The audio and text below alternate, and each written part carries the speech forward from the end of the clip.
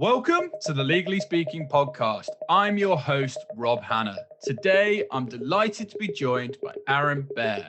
Aaron is a partner working for the law firm Aird & Burles in Toronto. He specializes in corporate and commercial law with the emphasis on tech, mergers and acquisitions, and privacy. In addition to Aaron's work with Canadian tech companies, he regularly assists foreign tech companies and plays a leading role in his current firm's adaptation of artificial intelligence, legal project management, and data analytic tools that are transforming the practice of law. He has published more than 30 editions of a weekly newsletter, Legal Tech and Changing Legal Services Industry. And in 2018, Aaron was seconded to a leading AI contract review management company based in Toronto. He is also an active member of his firm's technology advisory committee. So a very, very big welcome, Aaron. Hi, Rob. Pleasure to be here with you today and really looking forward to this chat. Yeah, likewise. It's a pleasure to have you on the show. But before we go through all the amazing work and everything you've achieved to date, we do have our customary icebreaker question on the show, which is on the scale of 1 to 10, 10 being very real, how real would you rate the reality hit series Suits? I give it a 5. And I will say Suits was filmed in Toronto, which a lot of people don't realize, right down the street from our office. So, I used to walk by the set all the time and watch them film. I would say, it's a glamorous version of being a lawyer for sure. And I think I've definitely heard from enough younger lawyers or people who are considering law school. And I say, well, why do you want to be a lawyer? And they say, well, have you heard of the show Suits? And I go, that is not a good reason to become a lawyer. Their lives seem pretty glamorous and exciting. And I really enjoy what I do at this stage, especially. But I mean, certainly the early years of being a lawyer are definitely not all fun and games. A lot of hard work, sometimes monotonous and repetitive work. So I think Suits gives a good glimpse in terms of what it can be like, but certainly not the best example. Yeah, no, fair enough. And I think 5 is a good, fair reflection. And yes, I actually did know that it was filmed in Toronto. So yeah, one of the very few, maybe because I'm one of those Suits enthusiasts, but I never got to see them film. So that must have been quite cool. Did you ever get to meet any of the cast members? I have not, no, unfortunately not. But I know we had some UK visitors in the form of Prince Harry coming to Toronto when Meghan Markle was filming Suits here. So but no, they kept that set pretty locked down, as you can imagine. But yeah, right down the street from where we work. Good stuff. Okay, so before we touch on all the great legal work that you do day to day, let's start at the beginning. So tell us a bit about your family background and upbringing. For sure. So was born in Toronto, Canada, in a suburb just outside of there. Was always sort of interested in business and law. Those sort of things struck me as things I might want to do. Was probably a pretty argumentative or person who liked to debate, as a child. Certainly not somebody who was always accepting of, because I said so, or we've always done it that way. And that sort of, continued throughout my career, I would say, and finally transformed probably more into a positive kind of thing. So I've got a twin brother, went to school with him. He knew at a young age he wanted to be an actuary, which is a kind of profession that almost nobody, I think, knows what it is, and definitely not, when you're a young kid. I sort of knew, business and law, but wasn't fully sure. Went to university at a school called Western, which is well known in Canada and not as well known around the world, and was pre-accepted into this program at the business school there, which is called the Ivy Business School. And your first 2 years, you can do whatever you want. And the high school I went to actually didn't offer any business courses. So I figured, let's take some business courses my first 2 years because I know nothing. Learned a lot, had some great experiences. And then was trying to figure out, what's next. We were up for recruiting in January of that year, my third year of school. And of course, in Canada, you do a degree prior to law school, which is not the case, I know, in the UK. At the time, my only options were like finance and consulting and investment banking and accounting. And some of these seemed interesting. Some seemed completely not interesting. But I figured, none of these are calling out to me as the thing I need to do or a thing I really can see myself doing long term. So I had already written the LSAT, which we need to do in Canada, and gotten a good enough score. And I figured, you know what, I'm going to do law school. And so my school had a dual degree program for law and business, which I had known about, and got accepted into that program, which meant in my fourth year of university, instead of finishing my business degree, I started grade as a kid, most likely because my twin brother, was much smarter than me, and he was skipping a grade. And I said, great, if you're skipping a grade, can I tag along too? So I skipped a grade as a kid, and then I was in law school way younger than everyone else. So I was in my fourth year of undergrad, And in terms of sort of fast forwarding, then, you are nowadays quoted as a lawyer who provides practical solutions to business problems. So, and like me, you hate all things that are inefficient. So, what do you do with your legal practice to solve problems efficiently for your clients? Yeah, no, that's a great question, Rob. So I think when I started as a younger lawyer, my first job, I was lucky enough to get a job my first year of law school at a big firm, at the firm I'm working at now, Aird and Burles, which is a full service law firm in Canada. It's a very well known firm. But I was 21. I had worked one summer job before. But so, I'm in this law firm. I'm 21, working at, a major firm in Canada, and just sort of looking around, observing how things work, questioning some things in my head, but not knowing, maybe I'm missing something. Maybe this is just how it's done. You're sort of observing. You don't know what you're doing. Over time, you come back for another summer. You come back in Canada. We have to article, like you have to do a pupillage, I think, in the UK, and training contracts and things like that. And I'm going, yeah, some of this doesn't seem right. Some of this doesn't make sense. And it's not our firm. It's just the industry as a whole. I'm watching, how we're interacting with other lawyers. And I'll never forget. I do a lot of transactional work. And I was working when I was articling. So when I finished law school, we do a 10-month program called articling in Canada. And we were doing a closing on this big mergers and acquisition M&A transaction. And at the time, these were still done, I guess, the old school way, where you set up a closing room and there's these racks. Rob, you may know what I'm talking about, maybe not. But for those who are younger and thankfully will never have to deal with this, there's, you have these metal racks. You set them up in this enormous boardroom, and you have a file folder, and they're all numbered. And in each folder is one document. And then people come into the room. You've tagged all these documents manually for people to sign. They sign them, and you're just praying, or at least that was my interpretation, that the right document is in there, and that you're signing something and is it right. And then one firm would do this, and the other firm would come in with a group of people, and they would like check the documents. And you're going like, what are you looking for? This document's 100 pages, and it's one of 150 documents. Like, what can you possibly check? Like, do you go to page 10 and look at the fifth line and be like, okay, if that word's right, that's good enough? And you're checking it out to make sure it's been signed once they've signed. But the point is, you're sort of looking, going like, this makes no sense. We're charging a lot of money. What value is being created here? I have no confidence it's the right document. In my practice these days, it's all about tech and process. So leveraging off-the-shelf technology that some really amazing people are building. Canada and Toronto in particular is a huge center of technology. We're one of the leaders in the world, and especially legal technology as well. We have the first legal innovation zone in the world where it's fully, solely focused on legal tech startups out of Ryerson in Toronto. And we've got a lot of innovative people. So we've got people creating these tools. We've got all sorts of best practices in other industries. And, when they say faster, better, cheaper, how do you accomplish all three without sacrificing quality? You need good processes, you need good technology. And now, I've become well known for that. And it's a real differentiator because a lot of lawyers are just not comfortable with these kind of changes.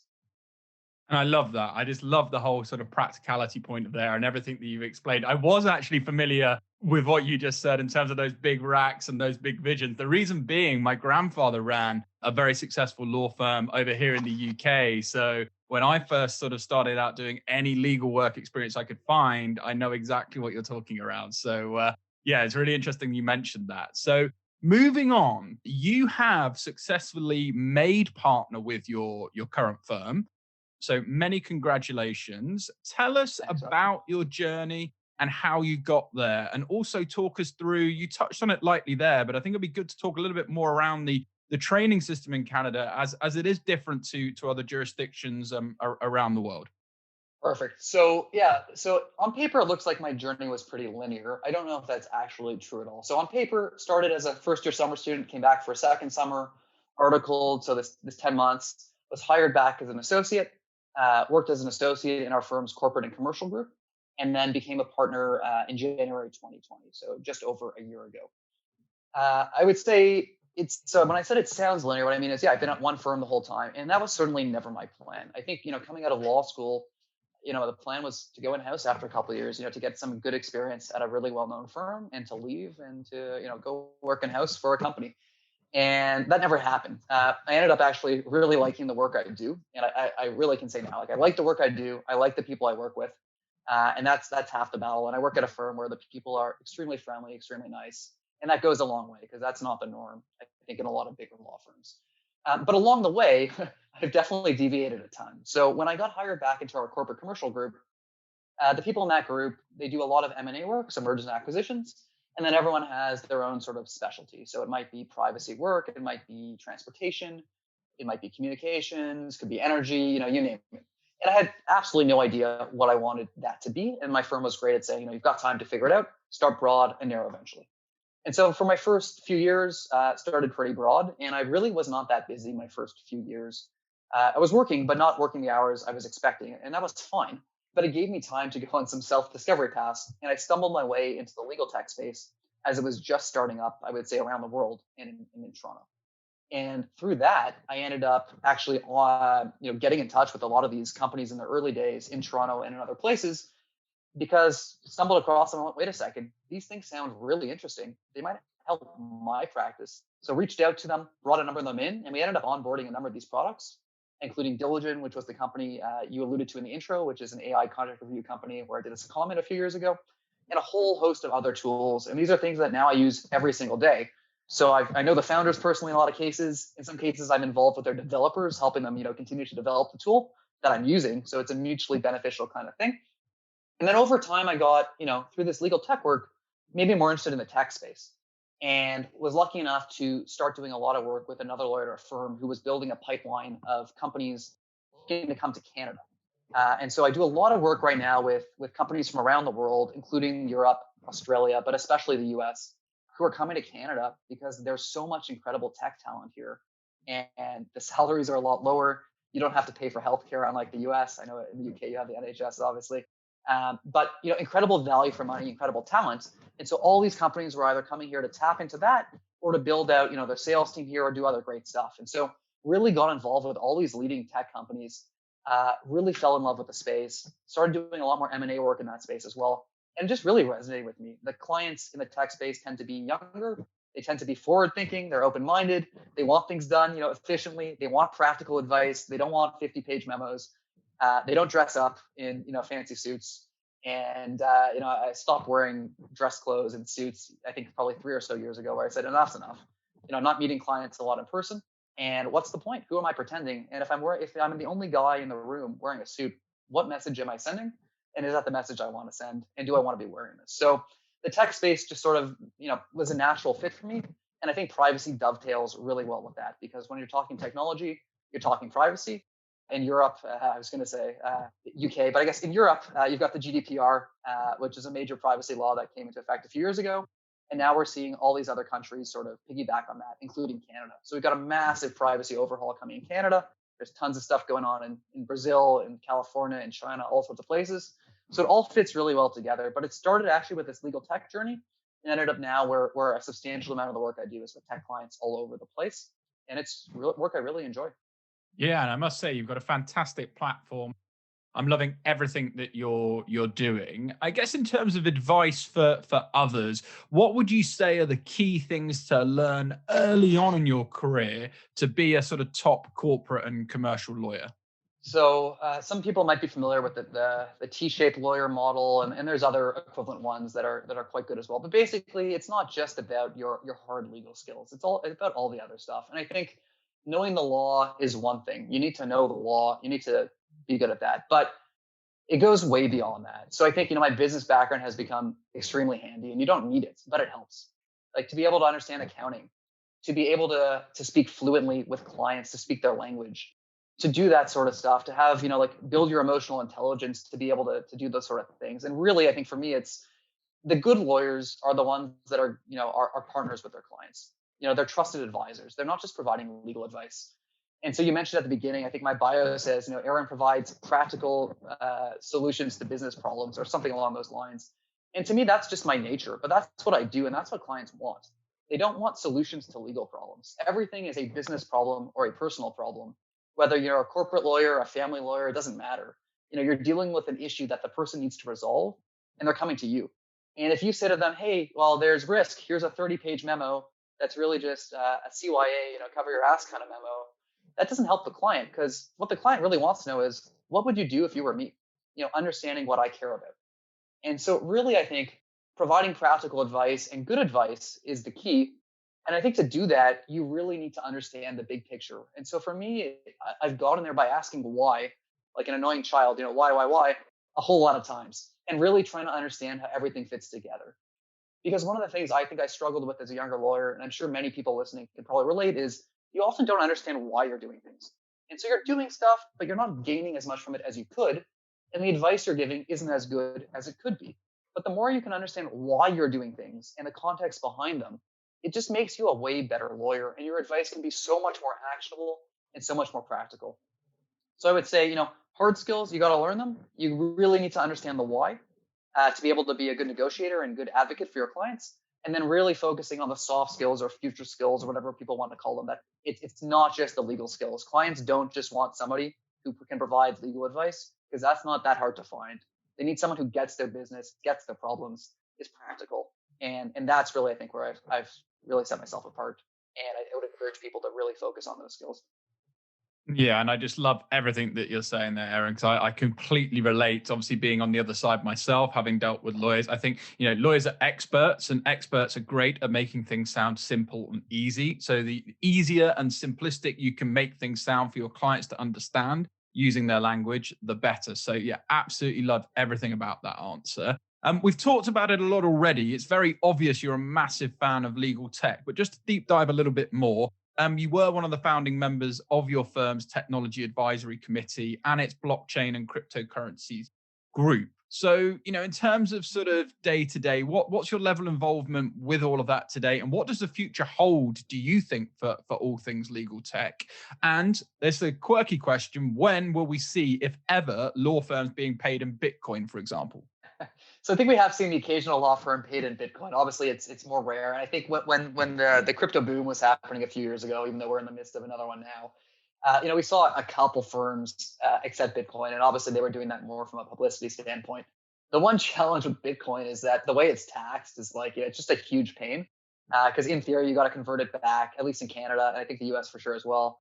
You got to convert it back to Canadian or U.S. dollars every single time someone pays you. So it becomes sort of a nuisance in that sense. But I certainly think law firms have a long way to go in terms of simplifying payments for clients, really making it easy and not this arduous process of, like, you'd be amazed how many people are still paying, by check, which blows my mind. But that's a whole separate conversation.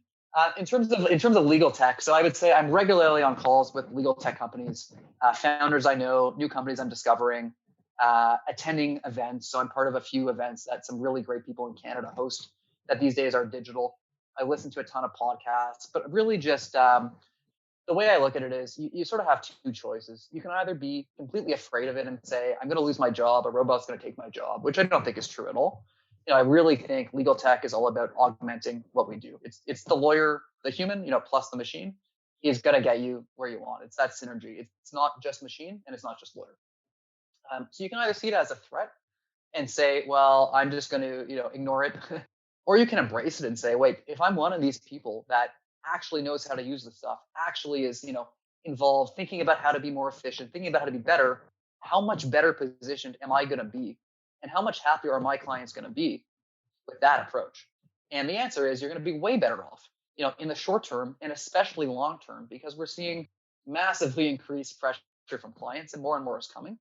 And people want more fixed fees or alternative fee arrangements. They want their work done faster, better, cheaper.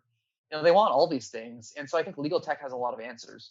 Now, that being said, I think sometimes people focus too much on legal tech and not enough on, they usually say, people, process, technology.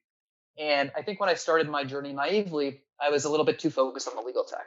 And then I started realizing, wait a second, process actually matters more than that, right? If I put a good technology solution in place, but it's for a problem that we don't need to solve or a really bad process, all I've done is automate a really bad process. So I haven't actually solved the problem. But what I've come to realize as I get older and maybe a little bit wiser is that people part at the end is also so important. And especially in bigger firms, it's the biggest piece, right? The legal profession is not exactly known as a culture of open-mindedness and desire for change and innovation. And you really have to get people to help them understand the importance of this, how it can help them, how it can help their clients, and not just, you should do this. Because far too many law firms have purchased all this technology, but it's not been widely adopted internally. And that's no good. So rather than focusing on, well, let's add this to the tech stack and let's get this, it's actually a lot more important often to say, well, how do we get people to use it? Why aren't they using it? How can we incentivize people to use it? And let's talk to our clients too and make sure they're part of the picture. Let's figure out, let's get everyone involved. So The legal tech space, I think, is growing dramatically. We've seen a ton of investments this year and exits, and it's only going to keep growing, especially with the shift from work from home. I think obviously there's a lot more room for tech as a result. Yeah, no, absolutely. And I completely agree. I think there's going to be so many major further advancements down the line. I'm excited to see what happens. But you keep very busy. So on top of the role day to day, I also know you're, I believe, the knowledge management advisory board member for Thomson Reuters. So tell us more about that role. That one's actually a lot more minor, I would say. But there's a tool called Practical Law, which I think people are probably familiar with in the UK and the US. That tool has been around for a lot longer in other jurisdictions. It came to Canada a few years ago, so I've been involved with them in some capacities. Sort of get updates from them on what's going on, provide feedback in terms of changes they're making.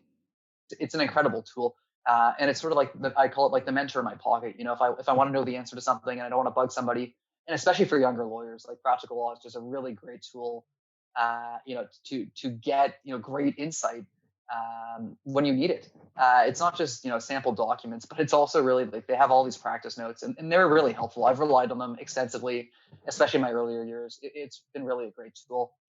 So there's that role. I do a lot of mentorship these days, which I'm guessing we'll talk about in a bit. But really, I like to stay busy, and I think also with the pandemic, and we've been working from home, and I guess these days right now we're stuck at home. Trying to keep busy, trying to give back, trying to find ways to stay involved. Like I get a lot of joy out of it. So it's a lot. As I said before, I really like the work I'm doing these days, and I like all these other things I'm involved with. And I think it's about finding passion in your work and finding ways to make the profession better. And I think we all have a role to play, and I'm excited to see some of these positive changes that are happening, and keep working to help improve the legal profession and make it a lot more accessible, a lot more modern, and a lot more enjoyable for both lawyers and for clients. Yeah, no, I love that because that's exactly what we stand for here on the Legally Speaking podcast as well, particularly for the legal industry. And just you touched a little bit on mentoring there. But before that, I just want to ask a question around the law study groups. I believe you were the founder of the Ryerson Law Study Group. So tell us more about what that does. Yeah, so Ryerson is a university in Canada, and they opened up a law school this year. So year one, remote learning in the middle of the pandemic, but it's been in the works for a while. And there's this perception in Canada, in Ontario, where I'm based, and probably I'm sure in other jurisdictions too, that there's too many lawyers, there's too many law schools. And because it's tough for younger lawyers to find a job, and there is some truth to that.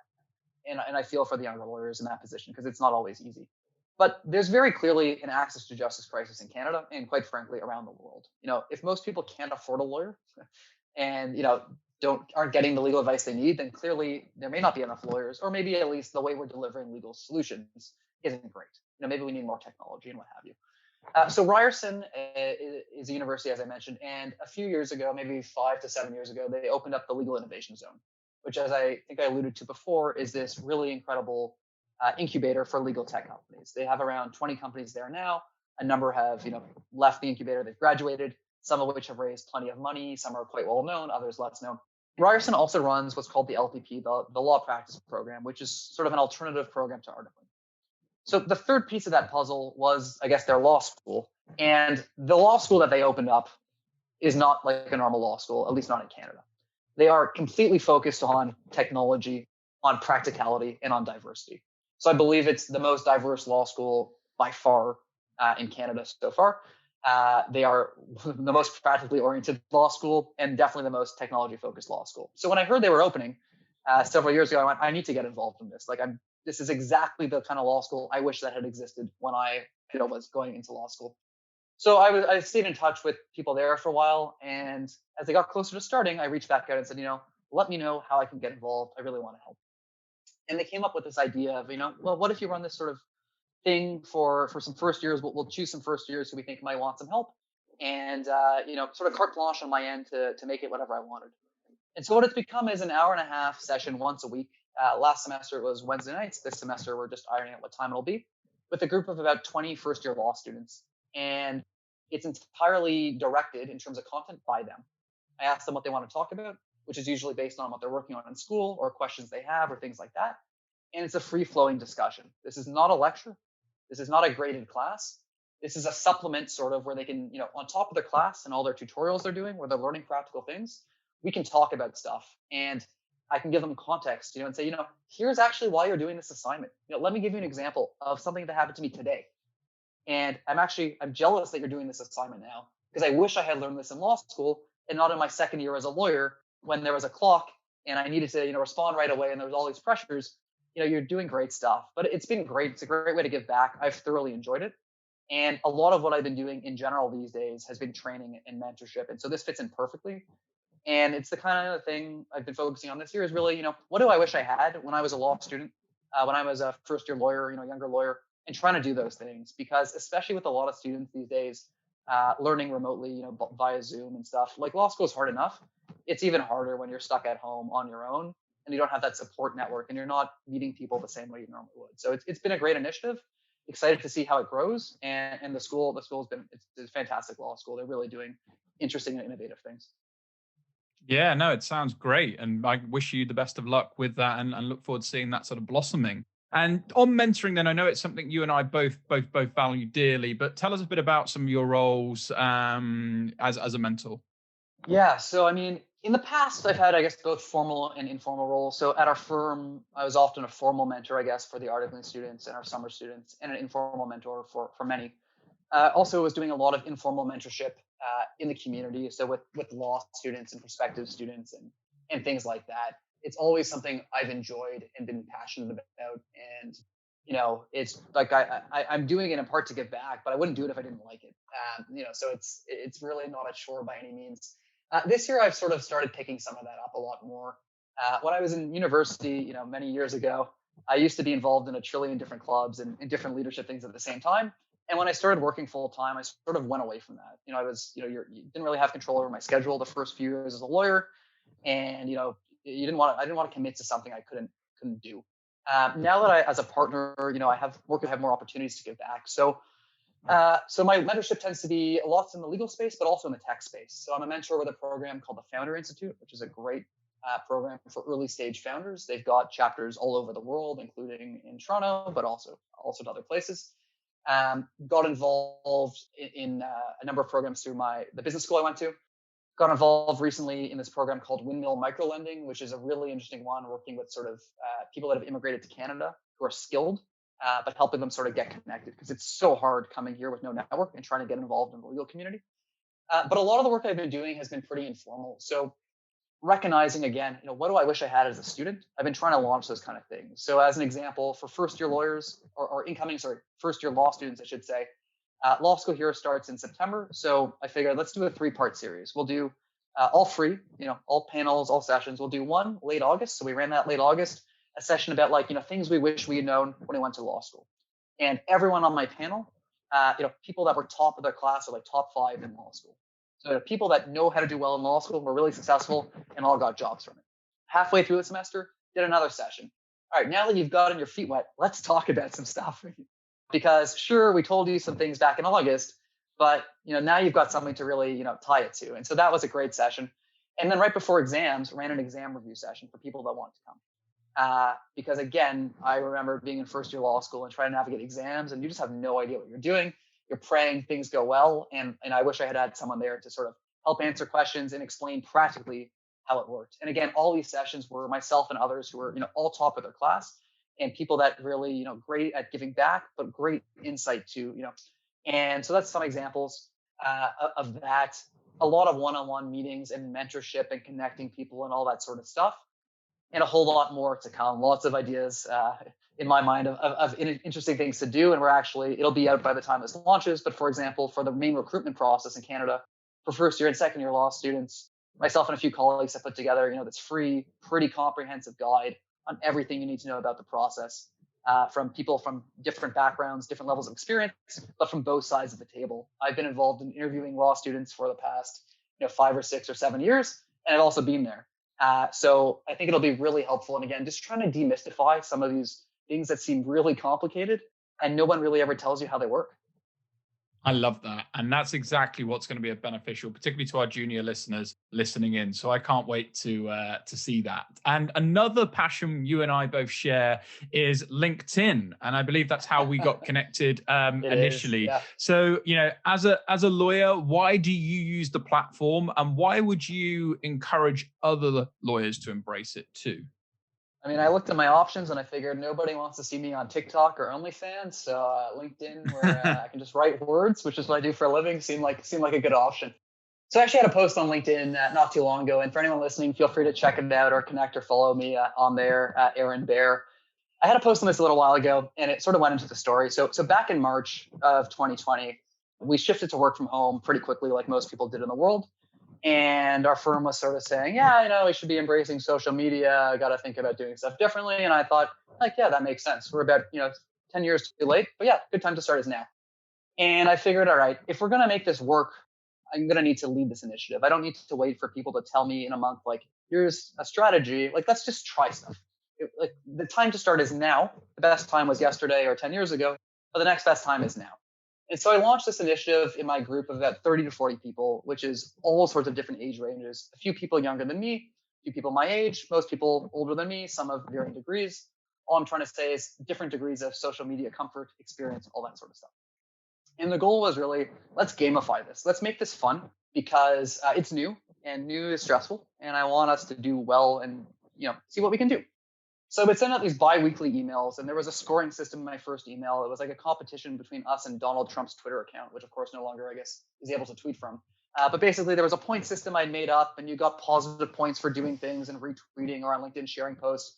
You got negative points if you slandered women and other minorities, because that was the only way we were going to keep up with Donald Trump, was to have a negative score for him. It was meant to be a lighthearted kind of thing. And twice a week I would publish updates on how we were doing and other interesting things I learned. So I would take a look at my colleagues' profiles and be like, oh, I had no idea Rob, did this in the past. I was learning stuff about them too, and tried to gamify it and doing some really interesting stuff. In the process, I ended up building a habit of posting, really because I was going to be this massive hypocrite if I was telling other people to post and why it was important and not doing it myself. And that is actually what I credit or attribute some of my success on LinkedIn to, was building this habit out of not wanting to be a hypocrite, which sounds, ridiculous, but it's probably the truth. Over time, posts started doing better, and I started playing around, started learning more about how LinkedIn works. Oh, there's this thing called the SSI, the Social Selling Index. Oh, there's an algorithm affecting this. Oh, time of day I post matters. Oh, hashtags, content, this, that. And so started, you get live data, which is amazing, right? Like, I can see if people are liking my posts, if they're viewing them. I can get a sense pretty quickly of what's working and not working. And if it's not working, the good news is no one's seeing it pretty much. So you don't have to worry about it. You got to fail pretty much in private. But it started growing really nicely. And I think I sort of found my niche over time in terms of, my content, which tends to focus on, things in the legal industry that could be improved, and advice sort of for younger lawyers, all usually with a hint of sarcasm or some level of humor. Basically try to buy lawyer presentations, posts, you name it, the stuff that, you wouldn't even read if you wrote it yourself. So my goal is, content that adds value to people, but also makes you think, makes you smile, makes you laugh, and talks about issues that people are not talking about enough. And I think one of the unique things is I'm talking about, the things law firms aren't doing well, the legal industry isn't doing well, but I'm talking about it as a partner at a big firm in the legal industry. So, there are not enough people talking about that. And I think it's been great. I've met so many people, including yourself, Rob, but just met so many people. There's been some business development that's obviously been positive, actual clients from it. But really, I think, when you look at 2020 in a year where social connectivity was so hard to come by, I think LinkedIn actually played a huge role in keeping my sanity. Meeting people, talking on the platform, turning that into phone calls, turning that into friendships, turning that into relationships. That's been an incredible thing that I did not expect to happen when I started. Yeah, no, I'm a massive fan of LinkedIn. So thanks again. I can't encourage people enough to check the platform out. And as one final question from me, what one piece of advice would you give to your younger self? That is a great question. I wish I had understood a little bit better how some of the, how people had been trained, some of the incentives, some of those kind of issues. As I said, I did work in a large law firm, and some of the skills that I bring to the table are not necessarily the most valued skills in a firm. They're super valued in other industries, but they're not always the most highly sought after, right? If you just bill a lot of hours and do things by the book and keep your head down and don't challenge the status quo, that is generally what most firms are looking for. So I probably could have been a little bit more gentle early on. Some of the things that I thought were sort of obvious or given or clearly things we should do, I learned over time were not necessarily views shared by others. And that's not a good thing. I think like that's a sign of just the industry as a whole. And I don't mean our firm, I mean in general. But I really think that, if I had understood the perspective other people were starting from a little bit more and why they held those views, I think that would have been helpful in sort of taking a little bit more of a gentle approach early on. I've definitely, completely overhauled how I approach issues. And really what I focus on these days is, it's not about why somebody should change, why they should use legal tech or a better process. It's really about, how can I help them see what's in it for them? And I think at the end of the day, that applies, as a lawyer, when you're negotiating, when you're working with a client, what are their goals? What are their concerns? How can you help them address that? That's what you're trying to do as a lawyer, as a problem solver, as a human. And I think if I'd done a little bit better job of doing that early on, rather than assuming people would agree with me, then I think that would have been really helpful. So just thinking about the people side, the interpersonal side, I think that would have been helpful and come a whole long way on that for sure. Yeah, love that advice. Really, really sage advice. So thanks so much for sharing that, Aaron. So if people want to follow you or get in touch about anything we've discussed today, I'm guessing which platform you might give a shout out to, but what's the best platform for them to do that? And feel free to shout out any web links or other relevant social media, which we'll share with this episode too. Absolutely. So LinkedIn is definitely the best place. You can find me, Aaron, Aaron, Baer, Baer. I think it's Aaron Baer too. But you should be able to find me pretty easily. I post several times a week. I'm pretty active on there. So feel free to send a connection request or to follow me on there. Firm is Aird & Burles, great firm. So if anyone's ever looking for Canadian legal advice, feel free to reach out. If you just search my name on Google and the firm name, you'll find me easily. And I think the firm names and a link is also on my LinkedIn profile. So always happy to chat. And yeah, it's been a pleasure being here, Rob. So great to be on the podcast. And I've been a huge fan for a long time. Thank you so much, Aaron. The pleasure is all mine. It's been absolutely amazing hearing about your journey, all things legal tech, and looking forward to seeing all your future sort of innovations and what you're doing, not only with your legal practice, but all your other pro bono initiatives. But from all of us on the Legally Speaking podcast, over and out. Thank you for listening to this episode of the Legally Speaking podcast. If you enjoyed the show and want to help support us, remember to leave us a rating and review on Apple iTunes. You can also support the show and gain exclusive benefits, bonus content, and much more by signing up to our Patreon page, which is www.patreon.com/Legally Speaking podcast. Thanks for listening.